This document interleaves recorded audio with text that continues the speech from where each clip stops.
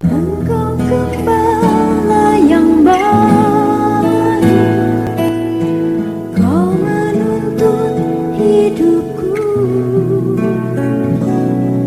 dan bawaku ke air tenang, menyegarkan jiwaku. Pertama-tama saya mengucapkan puji syukur kepada Tuhan. Oleh karena kemurahan Tuhan, kita diperkenankan untuk mengusahakan ibadah raya minggu sore ini. Puji Tuhan, saya juga tidak lupa menyapa anak-anak Tuhan, umat Tuhan, bahkan hamba-hamba Tuhan yang sedang mengikuti pemberitaan firman Tuhan lewat live streaming video internet itu Facebook dimanapun Anda berada. Mari kita mohon dengan rendah hati kepada Tuhan supaya kiranya Tuhan membukakan firman-Nya bagi kita sekaliannya. Puji Tuhan. Wahyu pasal yang kita segera memperhatikan, Wahyu 11 ayat 1 sampai dengan ayat yang kedua. Silakan. Demikian firman Tuhan. Dua saksi Allah. Kemudian diberikanlah kepadaku sebatang bulu seperti tongkat pengukur rupanya dengan kata-kata yang berikut. Bangunlah dan ukurlah bait suci Allah dan mesbah dan mereka yang beribadah di dalamnya. Tetapi kecualikan pelataran bait suci yang di sebelah luar. Janganlah engkau mengukurnya, karena ia telah diberikan kepada bangsa-bangsa lain, dan mereka akan menginjak-injak kota suci 42 bulan lamanya. Puji Tuhan. Bangunlah dan ukurlah bait suci Allah dan mesbah dan mereka yang beribadah di dalamnya. Puji Tuhan. Adapun alat pengukur yang digunakan ialah sebatang bulu seperti tongkat pengukur rupanya. Jelas ini menunjuk kepada firman Allah. Puji Tuhan.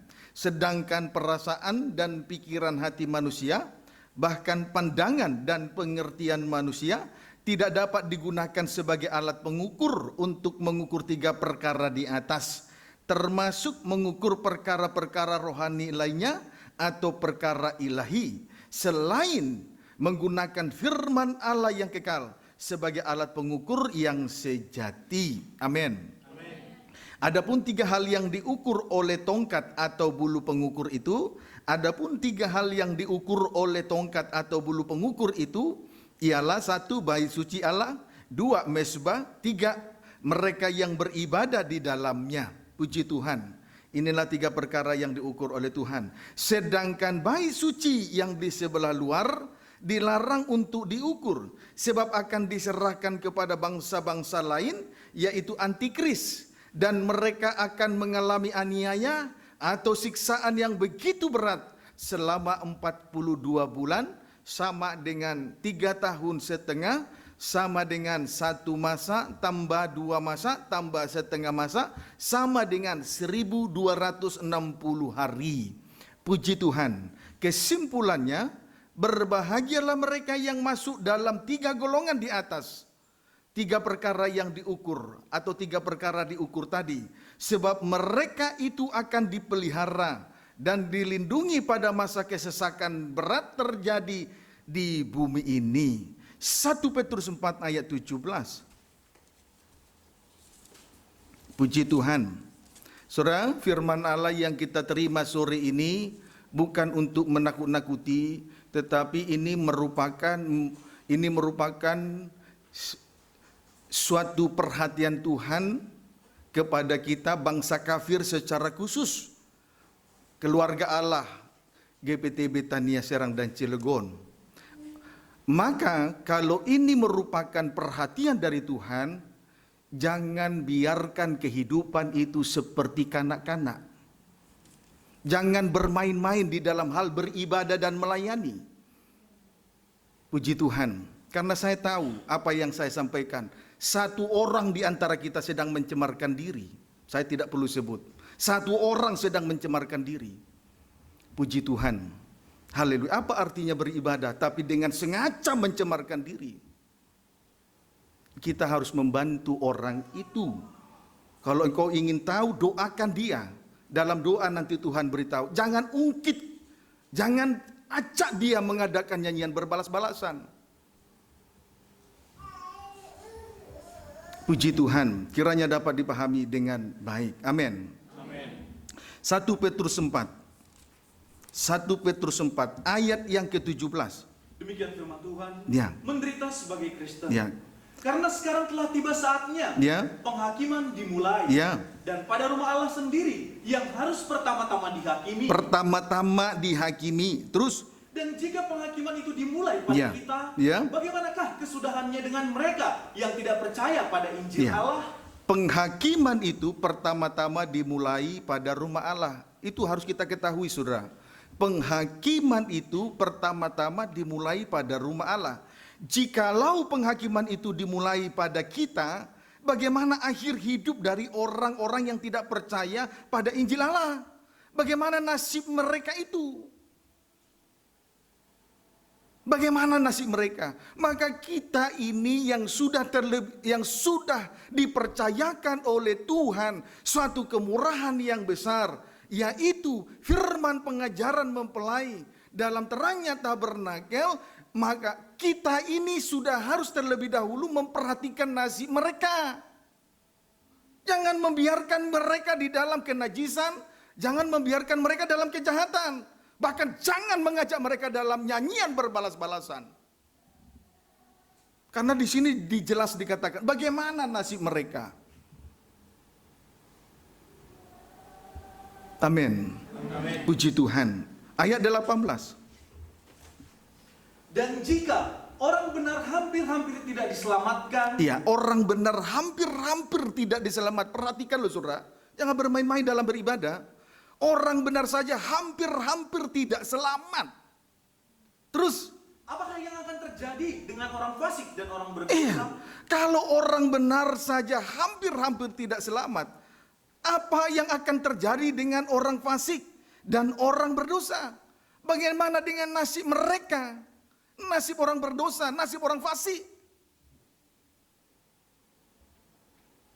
Sementara tadi saya sudah katakan di atas, satu orang di antara kita dengan sengaja mencemarkan dirinya.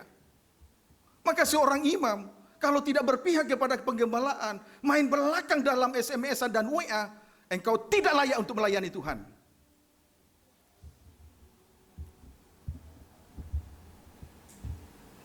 Puji Tuhan, kiranya dapat dipahami dengan baik. Engkau bukan membantu nasib mereka, tetapi membiarkan mereka dalam kefasikan dan dosa. Kiranya dapat dipahami dengan baik. Amin, saudaraku. Orang fasik dan orang berdosa itu menunjuk orang-orang yang tidak percaya pada Injil Allah. Tidak percaya kepada Injil Allah, selain percaya kepada perkara-perkara lahiriah. Kiranya dapat dipahami dengan baik. Ayat 19. Karena itu baiklah juga mereka yang harus menderita karena kehendak Allah. Iya, kalau menderita, Jiwanya. iya, kalau menderita karena kehendak Allah, itulah sengsara salib, aniaya karena firman, haruslah menyerahkan jiwanya, terus Dengan selalu berbuat baik. Iya. Dan pencipta yang setia. puji Tuhan. Maka bagi kita sekarang, terkhusus orang-orang yang menderita karena kehendak Allah, yakni sengsara karena salib, sebaiknya lah menyerahkan jiwanya kepada Sang Pencipta. Sebaiknya menyerahkan jiwanya kepada Sang Pencipta. Puji Tuhan, dengan cara berbuat baik kepada Allah, berdamai dengan Allah. Jangan ajak Tuhan, jangan buat berselisih dengan Tuhan, ajak dengan cara berdamai. Puji Tuhan. Mari kita melihat persamaan dari ayat ini, kita bisa temukan di dalam Injil Matius pasal 24. Ayat ini bisa kita temukan di dalam Injil Matius pasal 24. Ayat 15 dan 19. Demikian firman Tuhan. Ya. Siksaan yang berat dan Mesias-Mesias palsu. Siksaan yang berat dan Mesias-Mesias palsu. Silakan. Jadi apabila kamu melihat pembinasa keji Ya. berdiri di tempat kudus, Terus? menurut firman yang disampaikan oleh Nabi Daniel, Ya, ini nubuatan ini harus tergenapi. Daniel punya nubuatan harus tergenapi. Terus? para pembaca hendaklah Ya, memperhatikannya. perhatikan sungguh-sungguh. Jangan sibuk dengan jangan lagi sibuk dengan pikiran dan perasaan yang bodoh. Puji Tuhan. Amin. Amin. Jangan sibuk dengan pengertian, jangan sibuk dengan keinginan daging, tapi sibuk memperhatikan tanda-tanda zaman. Sebab apa yang dinubuatkan oleh Daniel itu pasti tergenapi di dalam hal pembinasa keji berdiri di tempat kudus. Ayat 19. Celakalah ibu-ibu yang sedang hamil. Maka perhatikan di situ, yang menjadi korbannya ialah ibu-ibu yang sedang hamil, terus Atau yang menyusukan ibu-ibu bayi. yang sedang menyusukan bayi pada masa itu. Jadi yang menjadi korbannya di sini adalah ibu-ibu yang sedang hamil dan ibu-ibu yang sedang menyusukan bayinya pada masa itu. Ini tidak lepas dari celaka yang besar ini. Itu sebabnya di sini dikatakan celakalah. Puji Tuhan. Haleluya. Maka celakalah, satu, ibu-ibu yang sedang hamil, dua, ibu-ibu yang sedang menyusukan bayi. Satu, ibu-ibu yang sedang hamil menunjuk hamba-hamba Tuhan yang hanya memiliki asas-asas pertama. Yang hanya memiliki asas-asas pertama. Jikalau dikaitkan dengan pengajaran tabernakel, dimulai dari pintu gerbang sampai pintu kemah. Puji Tuhan, ini. Dimulai dari pintu gerbang sampai dengan pintu kemah. Puji Tuhan. Haleluya. Pintu gerbang itu menunjuk orang-orang yang percaya. Mezbah korban bakaran itu menunjuk pertobatan. Sedangkan kolam pembasuhan menunjuk baptisan air. Sementara pintu kemah itu menunjuk kepenuhan Roh El Kudus. Itulah asas-asas pertama. Amin. Kemudian dua, ibu-ibu yang menyusui. Ibu-ibu yang menyusui menunjuk hamba-hamba Tuhan yang baru bertobat atau lahir baru. Hamba-hamba Tuhan yang baru bertobat atau lahir baru. Puji Tuhan. Kiranya dapat dipahami dengan baik. Inilah gambaran dari pelataran bait suci di sebelah luar, disebut juga halaman. Pendeknya, Kristen halaman ini adalah orang yang pernah percaya kepada Tuhan dan pernah menyesali dosanya dan bertobat. Juga pernah dibaptis, bahkan pernah dipenuhkan oleh Roh Kudus. Pernah dipenuhkan oleh Roh Kudus, tetapi sayangnya kerohaniannya tidak bertambah dan berkembang, tidak mengalami pembaharuan yang terus meningkat, bahkan lupa pada pengampunan Tuhan yang pernah ia terima. Dapat dipahami saudaraku? Bahkan lupa pada pengampunan Tuhan yang pernah ia terima. Singkatnya, kesuciannya tidak proaktif. Singkatnya, kesuciannya tidak proaktif. Itu sebabnya Rasul Paulus menghimbau di dalam Ibrani pasal 6 ayat 1 supaya dengan tegas Rasul Paulus menghimbau supaya meninggalkan asas-asas pertama dari ajaran tentang Kristus dan segera beralih kepada perkembangannya yang penuh. Puji Tuhan. Haleluya. Boleh dulu kita baca Ibrani pasal yang ke-6 ayat 1. Ibrani pasal 6 ayat 1 baca. Demikian firman Tuhan. Ya. Sebab itu marilah kita tinggalkan asas-asas pertama dari ajaran tentang Kristus, Ya. dan beralih kepada perkembangannya yang penuh. Beralih kepada perkembangannya yang penuh. Terus Janganlah kita meletakkan lagi dasar pertobatan Iya. dan perbuatan-perbuatan yang sia-sia. jangan lagi membuat diri membuat diri di dalam dosa. Kalau Tuhan sudah beri pengampunan satu kali, jangan lagi jangan lagi dengan sengaja engkau cemari dirimu.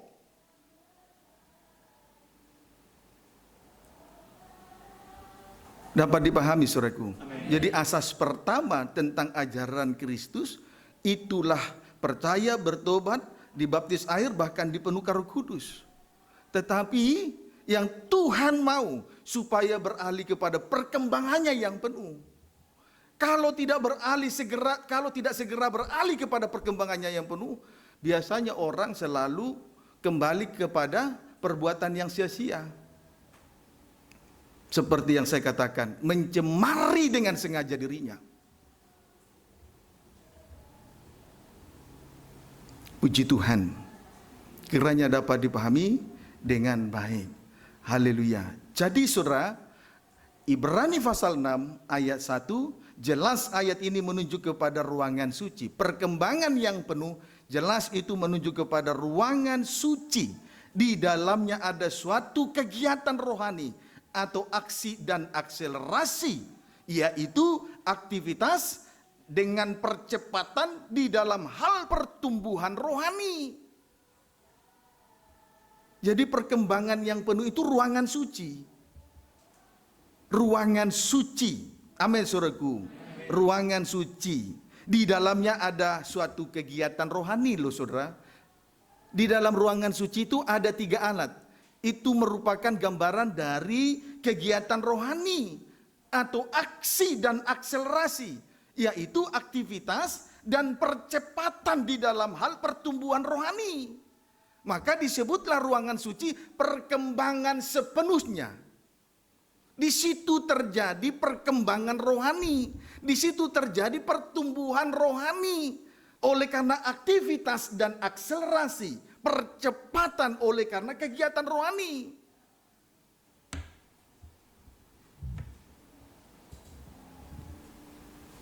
Amin.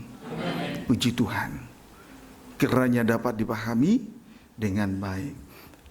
Tulis saja, di dalam ruangan suci ada 3 alat. 1, meja roti sajian, menunjuk penyucian yang dikerjakan oleh, itu menunjuk penyucian atau kegiatan yang dikerjakan atau kegiatan dari firman Allah.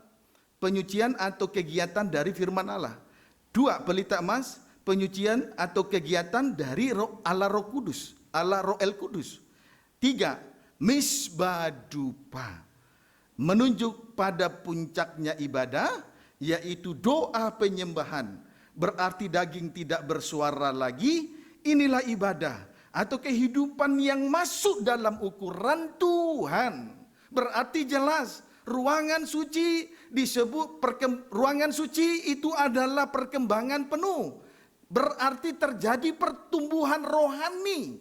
Oleh karena aktivitas dan bahkan terjadi akselerasi, percepatan oleh kegiatan yang ada di dalamnya. Puji Tuhan, kiranya dapat dipahami dengan baik. Amin.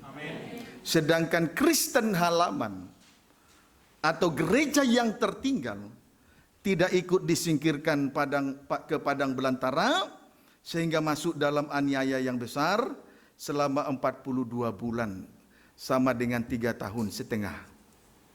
Puji Tuhan. Haleluya. Di halaman itu tidak ada kegiatan. Maka harus beralih kepada perkembangan yang penuh. Kalau berbicara tentang perkembangan yang penuh, berarti ada pertumbuhan rohani. Bahkan ada akselerasi, percepatan. Puji Tuhan. Dan pertumbuhan itu puncaknya doa penyembahan. Inilah ibadah yang diukur oleh Tuhan.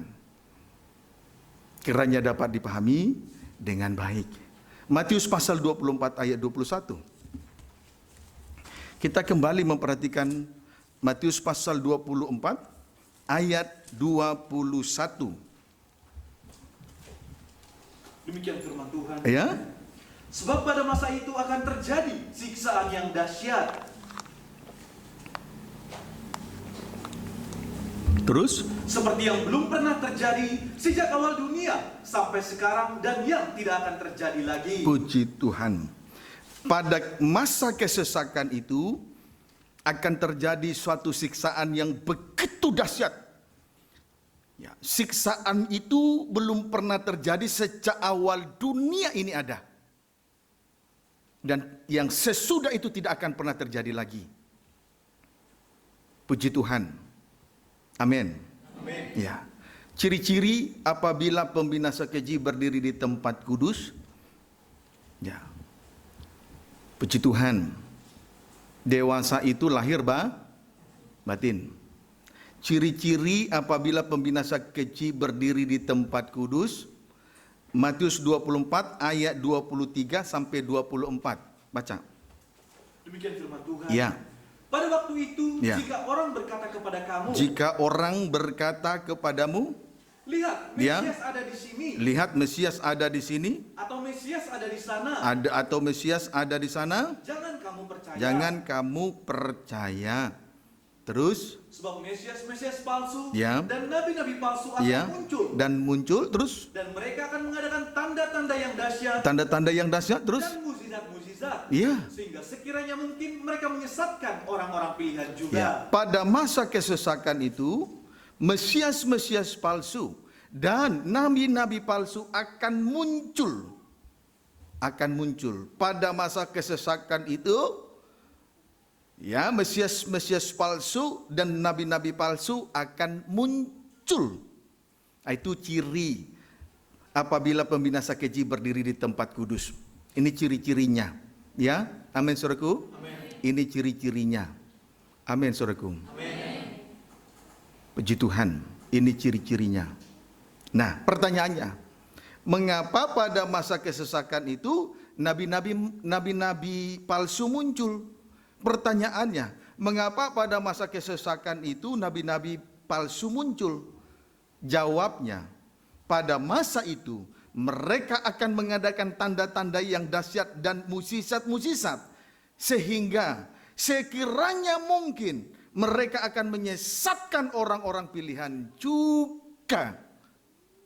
Jadi sasarannya mereka begitu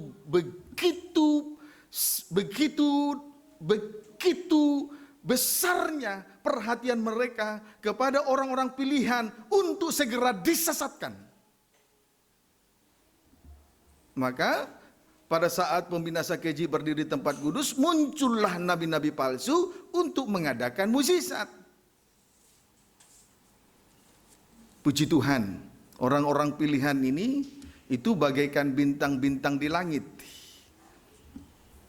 Pemimpin-pemimpin di dalam rumah Tuhan, imam-imam yang sudah menerima karunia-karunia dan jabatan-jabatan Roh El Kudus. Itu sasarannya.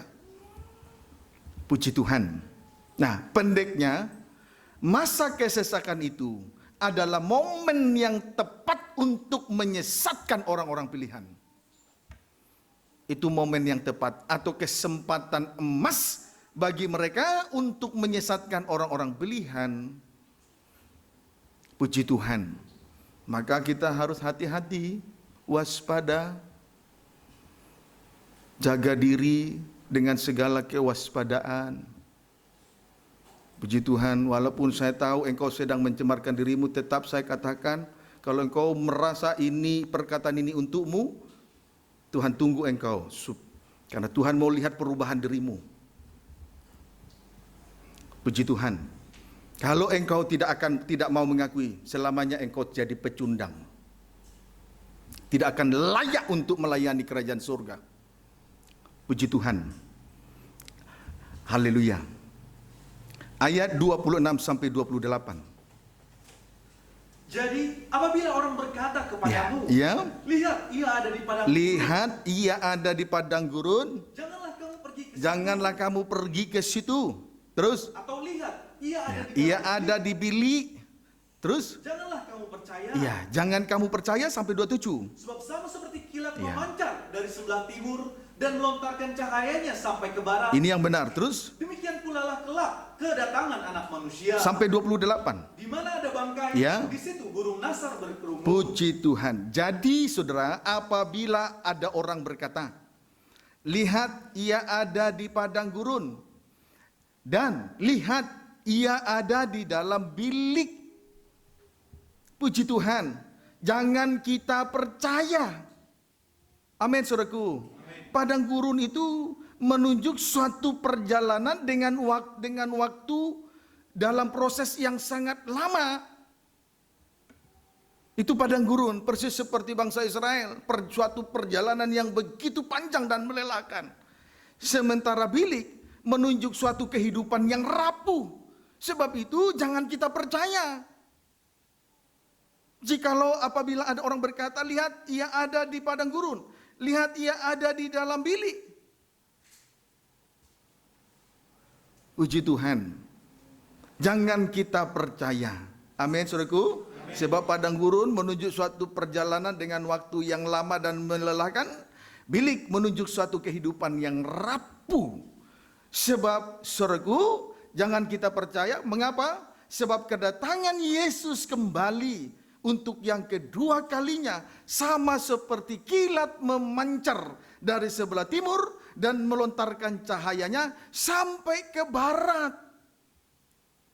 Artinya setelah kedatangan Yesus kembali untuk yang kedua kalinya, setelah terwujudnya pembangunan tubuh Kristus,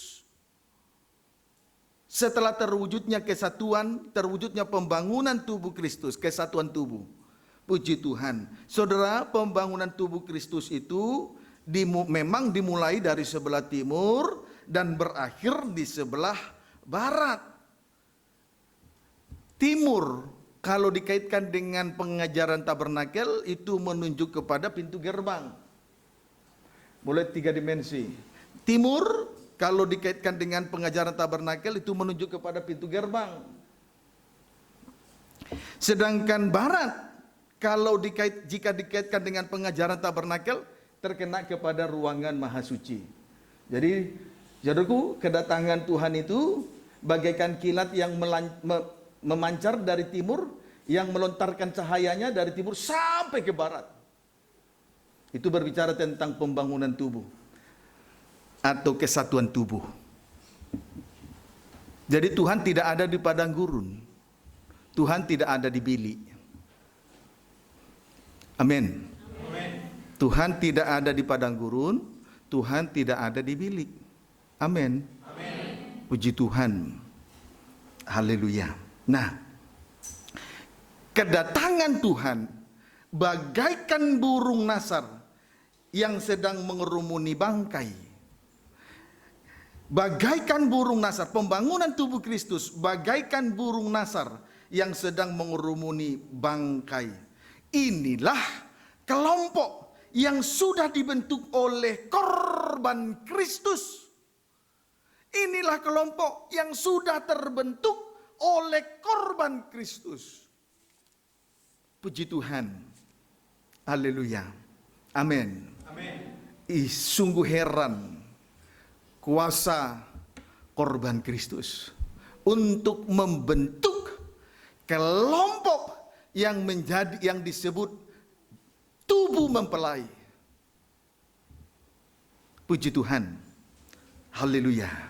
Nah, sebab itu kita tidak ada lagi kesempatan untuk bermain-main.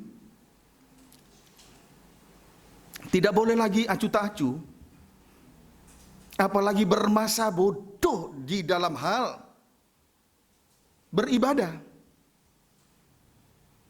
Terkhusus imam-imam yang dipercayakan karunia-karunia dan jabatan untuk melayani pekerjaan Tuhan, harus proaktif, harus beralih kepada perkembangan penuh, proaktif supaya terlihat pertumbuhan rohani yang nyata, pertumbuhan rohani pada puncaknya, doa penyembahan. Puji Tuhan. Itu yang disebut imam, pelayan Tuhan, proaktif. Amin. Puji Tuhan. Nah, sekarang kita lihat dulu gereja yang tertinggal. Tadi digambarkan atau yang disebut dengan Kristen halaman, yaitu ibu-ibu yang sedang hamil dan yang sedang menyusukan bayinya.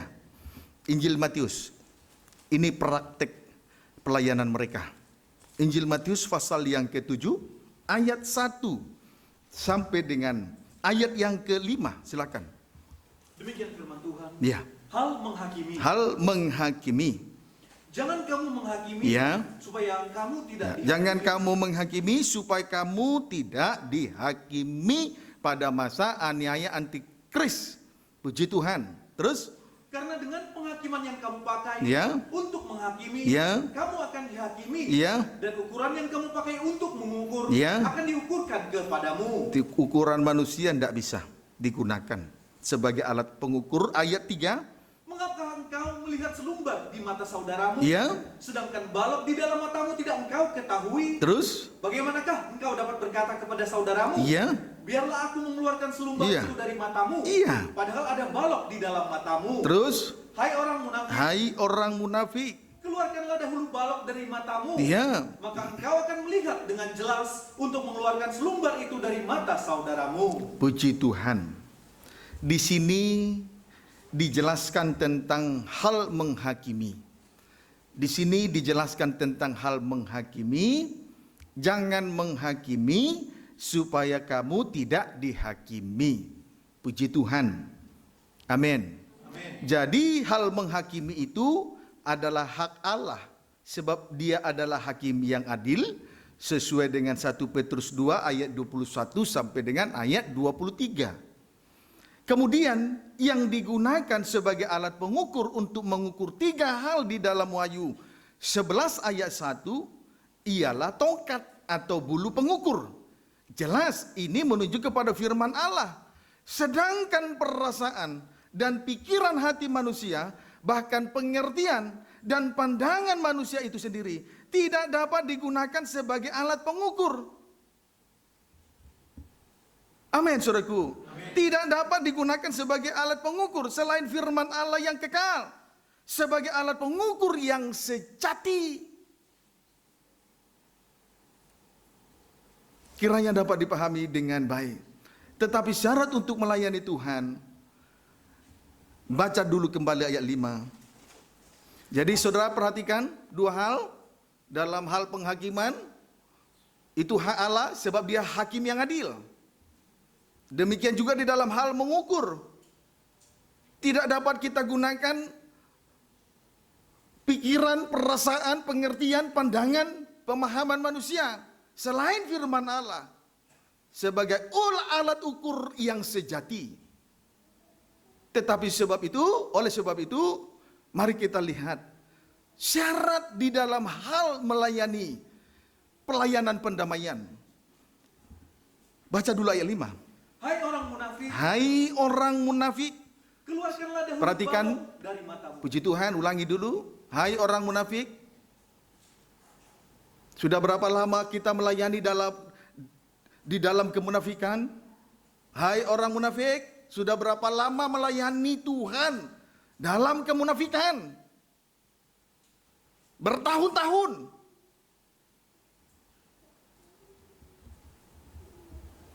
Sehingga pelayanannya pun tidak bisa membangun orang lain.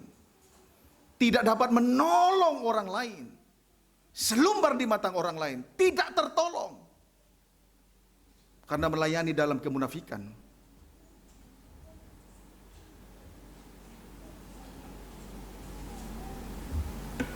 Kalau engkau mengerti apa yang Tuhan sampaikan sore ini, engkau harus menyesal.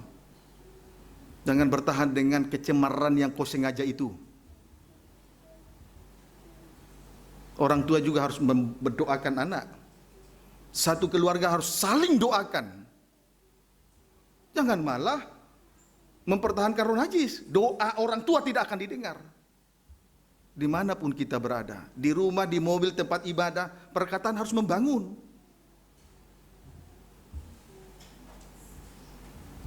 Jangan beribadah dalam hal kemunafikan.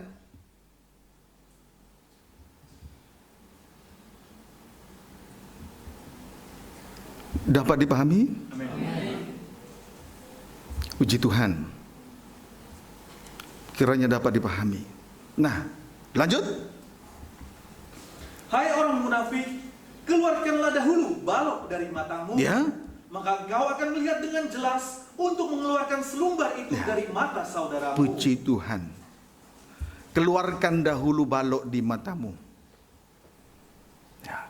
Jadi kalau melayani pekerjaan Tuhan, keluarkan dulu balok di mata sendiri. Puji Tuhan.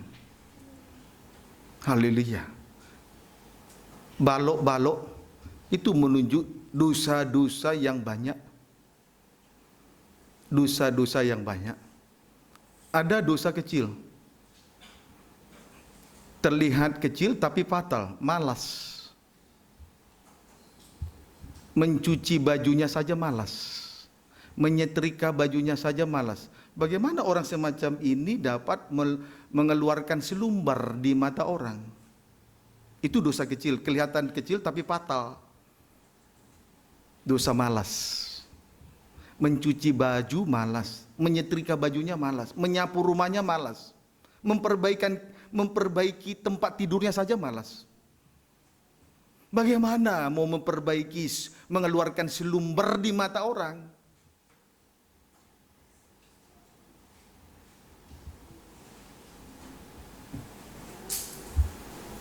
Amin. Puji Tuhan. Haleluya. Sebetulnya pemahaman semacam ini dari dahulu kala sudah diberi pengertian semacam ini, tapi terus bertahan, tidak mau berubah. Kiranya dapat dipahami dengan baik. Jadi balok-balok di mata itu menunjuk dosa-dosa. Inilah yang terlebih dahulu disingkirkan supaya layak menjadi terang atau pelita di dalam hal mengadakan pelayanan pendamaian. Sehingga orang lain tertolong, bahkan banyak orang diperdamaikan kepada Allah oleh korban Yesus anak Allah. Itulah korban pendamaian. Amin. Amin. Puji Tuhan. Haleluya. Haleluya. Puji Tuhan. Saudara, melayani pelayanan pendamaian dengan balok di mata disebut orang munafik. Melayani pelayanan pendamaian dengan balok di mata disebut orang munafik. Munafik sama dengan di luar dan di dalam tidak sama. Sama artinya dengan lain kata, bagian luar itulah tubuh terlihat baik. Mungkin bagian luar itu tubuh terlihat baik, soman, tetapi bagian dalam itulah batin, tersirat kejahatan, tersirat kenajisan yang menimbulkan, yang menyebabkan seseorang menjadi malas, tidak proaktif, tidak mengalami perkembangan yang penuh.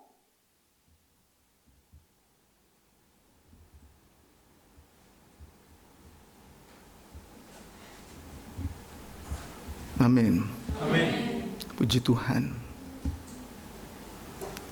Sebab itu jangan kita membawa diri ke ladang lain. Kalau orang membawa diri ke ladang lain, ladang si pemalas, ladang dunia, di situ penuh dengan kenajisan. Jadi itu yang menyebabkan seseorang menjadi malas. Tidak lagi proaktif sehingga tidak mengalami perkembangan penuh. Tidak sampai kepada penyembahan yang benar. Yaitu penyerahan diri secara sepenuhnya kepada Tuhan. Banyak orang Kristen seperti berada dalam penyembahan, berada di tengah ibadah, tapi tubuhnya saja, manusia rohani, manusia dalam, itulah manusia batinnya, tidak diserahkan sepenuhnya. Seharusnya kalau kita sudah berada, kalau kita menanggung penderitaan karena kehendak Allah, yaitu sengsara salib aniaya karena firman, seharusnya lah menyerahkan jiwa ini sepenuhnya kepada Tuhan. Berbuat baik kepada Tuhan, berdamai dengan Tuhan.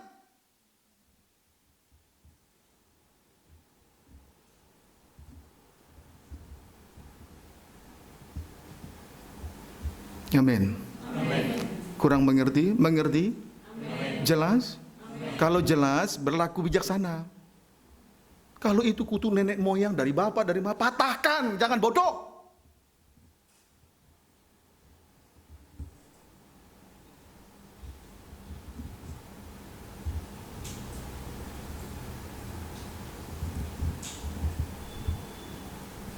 Dapat dipahami? Puji Tuhan. Haleluya. Nah, Saudara, pendeknya, orang munafik tidak dapat mengeluarkan selumbar atau dosa kecil dari mata orang lain, karena dosanya lebih besar, bagaikan balok-balok di mata. Puji Tuhan. Jadi sebetulnya yang Tuhan inginkan adalah lewat pelayanan pendamaian ini, supaya kehidupan manusia atau umat Tuhan menjadi mata, menjadi terang, menjadi pelita di tengah dunia ini. Maka seorang pelayan Tuhan itu sebenarnya digambarkan seperti kota di atas gunung, tidak ada yang tersembunyi, supaya orang lain tertolong, orang lain diterangi. Puji Tuhan. Sehingga di dalam pelayanan ini persis seperti empat makhluk. Empat makhluk ini penuh dengan mata. Di depan, di belakang, dan di dalam penuh dengan mata. Puji Tuhan. Ini pelayanan yang berkuasa. Amin. Amin.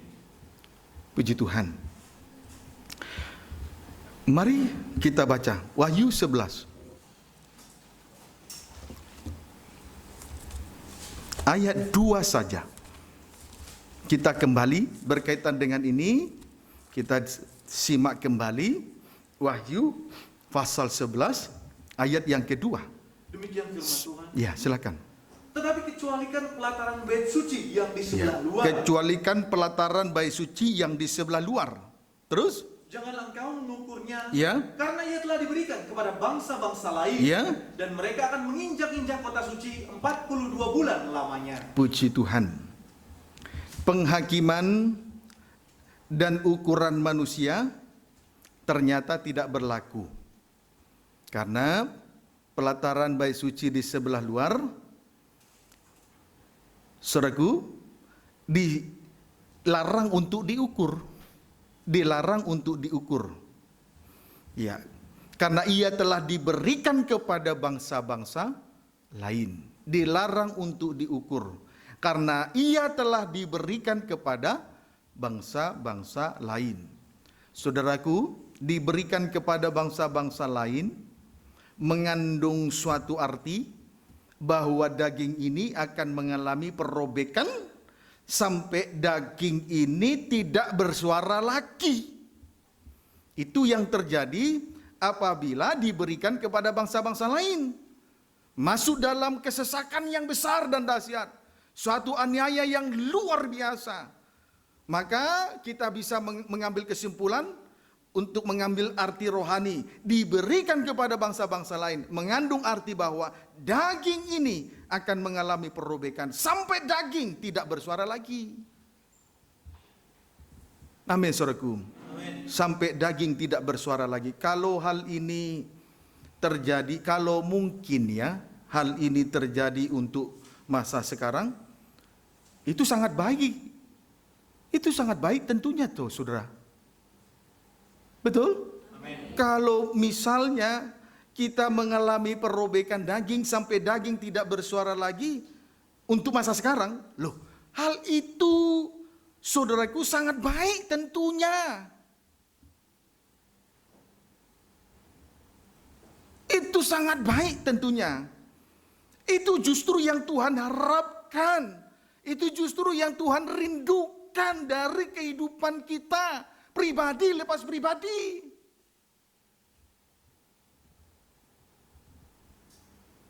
Amin. Amin. Puji Tuhan. Haleluya. Sebab mengapa? Hari-hari ini hari terakhir. Hari-hari di mana kedatangan Tuhan sudah tidak lama lagi. Dan kedatangannya tidak untuk ditunda-tunda. Jangan menyesal. Pada waktu nanti engkau menyesal. Ingat itu. Jangan menyesal pada waktu nanti engkau menyesal.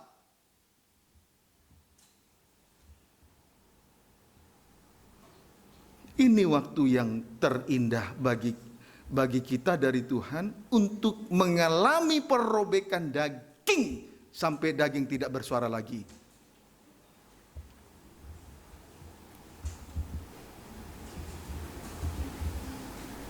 Menyesallah sekarang sebelum tiba waktu penyesalan.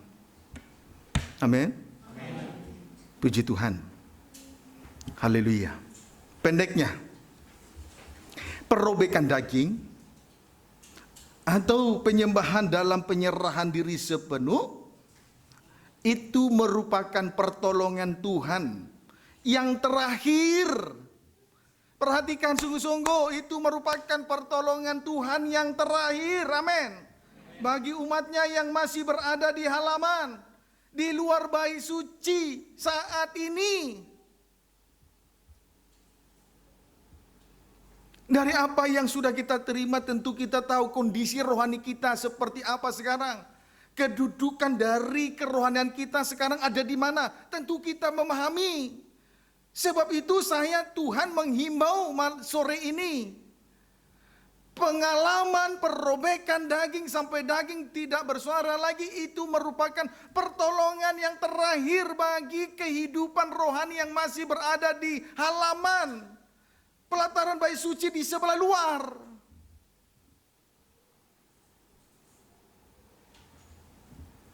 Kiranya dapat dipahami dengan baik.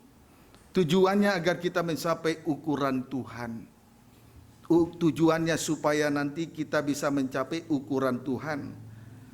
Amin, saudaraku. Puji Tuhan. Haleluya. Kemudian boleh dulu baca lagi ayat 2 kembali. Tetapi kecualikan pelataran bait suci yang di sebelah luar. Ya. Janganlah engkau mengukurnya. Berarti ukuran manusia tidak masuk, tidak bisa digunakan. Ya. Amin, saudaraku. Hal penghakiman, hal mengukur, perhatikan dengan baik. Ukuran manusia tidak berlaku. Ternyata, puji Tuhan. Terus, karena ia telah diberikan kepada bangsa-bangsa lain. Berarti aniaya sampai mengalami perobekan daging. Sebetulnya bagus kalau hal ini terjadi. Terus, dan mereka akan menginjak-injak kota suci 42 bulan lamanya. Kemudian perhatikan kalimat diinjak-injak selama 42 bulan.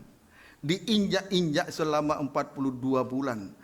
Kalau hari ini, kembali saya tandaskan, kalau hari ini kita mengalami hal yang sama, yaitu diinjak-injak, ini jelas suatu sengsara dan penderitaan yang hebat bagi daging.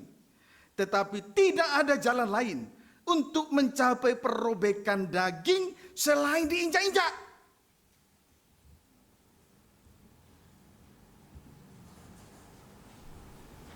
Hai sidang jemaat yang Tuhan kasihi, hai terkhusus yang angkuh, hai yang masih mempertahankan harga diri, emosional yang meluap-luap ketika ditegur. Engkau yang masih egosentris, perhatikan ini. Diinjak-injak selama 42 bulan. Puji Tuhan, itu tentu tidak enak bagi daging. Itu sesuatu yang sangat berat sekali rasanya untuk diterima.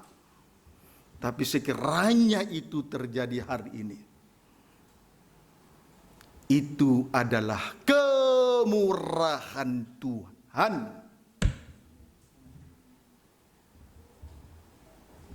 Menyesal sebelum terlambat. Puji Tuhan. Haleluya.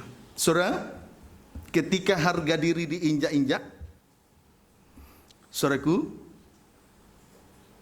harkat dan martabat kita diinjak-injak, itu merupakan suatu penghinaan yang luar biasa.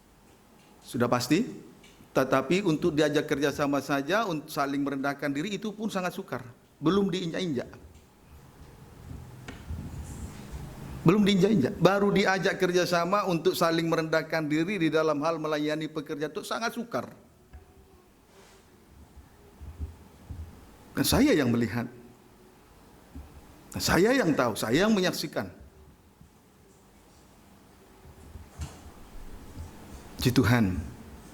Kiranya dapat dipahami dengan baik. Jadi ketika harga diri diinjak, harkat dan martabat diinjak, itu merupakan suatu penghinaan yang luar biasa, sakit dan berat untuk daging, tapi itu adalah cara Tuhan untuk membawa kita masuk dalam ukuran Tuhan. Dan itu sebetulnya memang kalau kita dengan sesadarnya memperhatikan, sebetulnya hal itu sudah dikerjakan oleh Yesus Kristus 2000 tahun yang lalu. Puji Tuhan, kiranya dapat dipahami dengan baik. Maka bagi orang Kristen, kalau berbicara soal sengsara, menderita karena kehendak Allah, itu sebetulnya bukan sesuatu yang asing. Tetapi kalau masih bersungut-sungut di dalam melayani pekerjaan Tuhan, orang yang semacam ini yang aneh. Masih asing kelihatannya orang semacam ini. Kalau kita memikul salib di dalam melayani pekerjaan Tuhan, itu tidak asing. Dapat dipahami, saudara? Puji Tuhan. Itu jangan kita menjadi orang yang asing bagi Tuhan.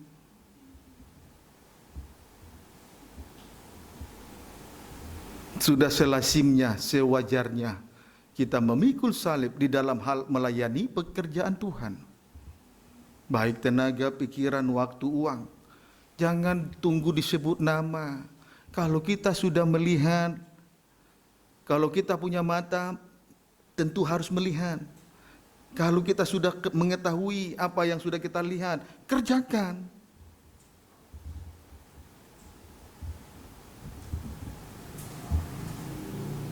Yang punya telinga mendengar. Supaya apa? Kepada yang mempunyai akan diberi kepadanya. Sehingga ia semakin berkelimpahan. Berarti diperkaya oleh Tuhan di dalam hal melayani pekerjaan Tuhan. Bukan, salib itu bukan membuat kita miskin loh, saudara.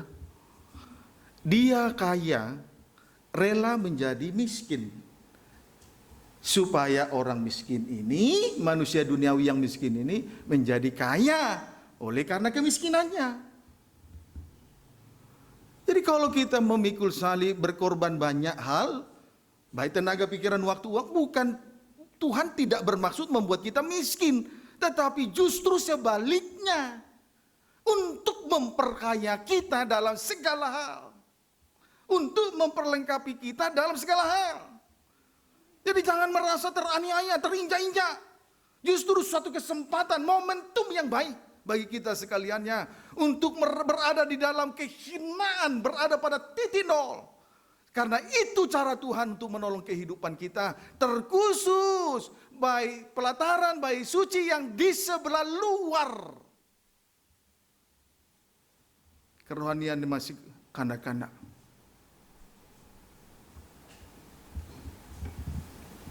Tuhan baik, Tuhan Yesus baik. Apa jadinya kalau kita di luar Tuhan? Bukankah pembukaan firman yang besar itu untuk menambah pengetahuan sesuai dengan Daniel 12 ayat 4. Yang kedua, pembukaan firman yang besar untuk supaya kehidupan kita disucikan, dimurnikan, dan diuji. Itu satu dari dua sayap burung nasar yang besar. Satu sayap burung nasar yang satu lagi, itulah kuasa roh Allah yang besar.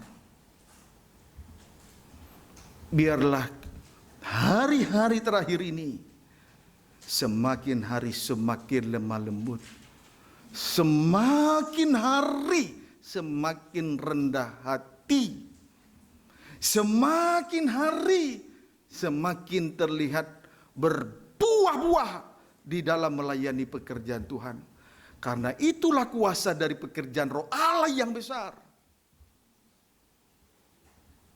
Jangan kita bermasa bodoh. Jangan kita acuh tak acuh. Puji Tuhan. Haleluya. Baik.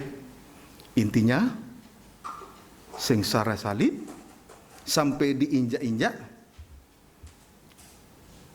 atau perobekan daging, sebetulnya itu bukan hal yang asing bagi kita. Puji Tuhan. Mari kita lihat teladan Yesus yang ditinggalkannya bagi kita. Injil Matius pasal yang ke-27.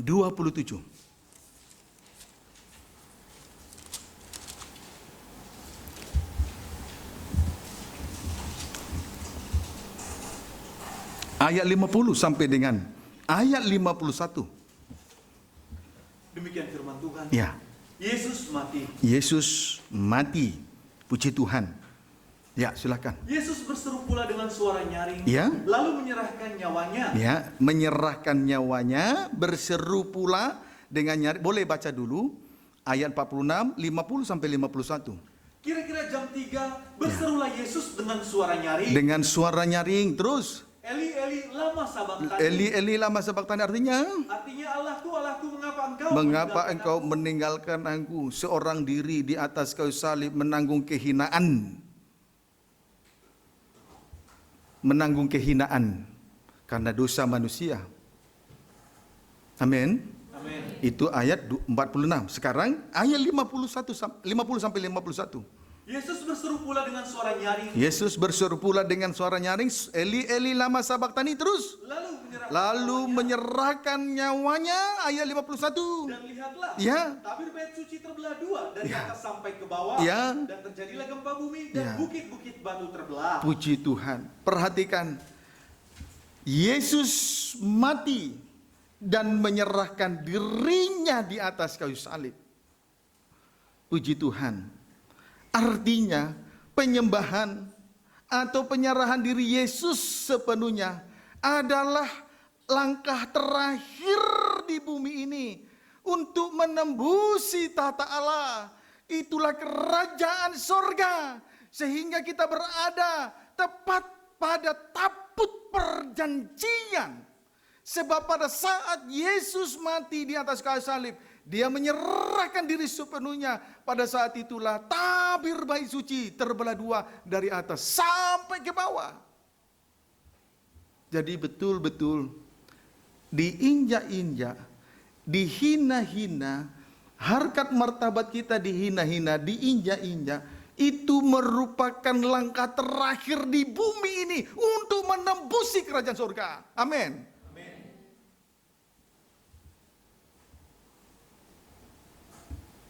Jangan kita angkuh sombong dalam melayani pekerjaan Tuhan. Engkau keliru. Masih mempertahankan harga diri, harkat dan martabat dipertahankan. Keliru dalam melayani pekerjaan Tuhan. Sampai akhirnya kita bawa diri ke HAM. Mencari pengadilan kepada orang di luar Tuhan yang tidak mengenal salib. Bodoh double.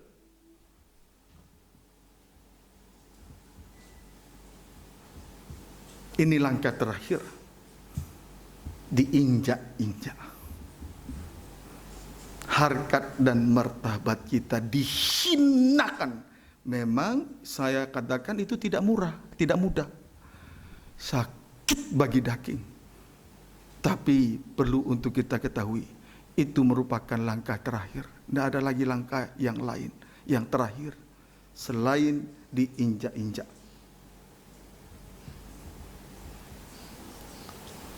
Saya pun menyadari panggilan sebagai seorang hamba Tuhan yang sudah menerima jabatan gembala. Memang tidak boleh lari dari sana. Itu harus dialami. Dan kalau kita menyadari dari apa yang sudah kita terima lewat pengertian yang besar yang Tuhan berikan kepada kita sore ini, maka kita tidak bisa lari dari kenyataan. Memang itu harus kita terima walaupun sakit bagi daging. Berlakulah bijaksana, bersikaplah dewasa, untuk menyikapi segala sesuatu yang sedang terjadi ini. Jangan berlaku seperti kanak-kanak.